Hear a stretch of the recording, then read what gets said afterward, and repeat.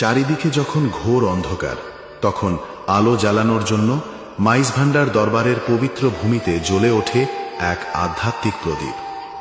তিনি হলেন রাহবারে আলম সৈয়দ হাসান মাইজ ভান্ডারী, এক সমকালীন গাউসুল ওয়াক্ত, যিনি আল্লাহর প্রেম দিয়ে মানুষকে আলোর পথে ডাকেন। শৈশব থেকেই তিনি ছিলেন ভিন্ন। চোখে ছিল আত্মজিজ্ঞাসা, হৃদয়ে ছিল করুণা। দাদাজান ওছিয়ে গাউসুল আজম মাইজ ভান্ডারীর ভালোবাসা আর বাবাজান শাহেনশা মাইজ ভান্ডারীর শিক্ষায় গড়া তার জীবনের ভিত্তি। তিনি শুধু একজন দরবেশ নন, একজন আলোকবর্তিকা। তার প্রতিটি বাণী অন্তরে নবী প্রেম জাগায়।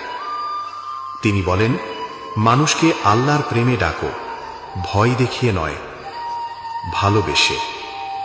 তার প্রতিটি মাহফিল, প্রতিটি বয়ান মানুষকে চিনিয়ে দেয় নিজেকে, নিজের ভুলকে আর আল্লাহর রহমতের দরজাকে।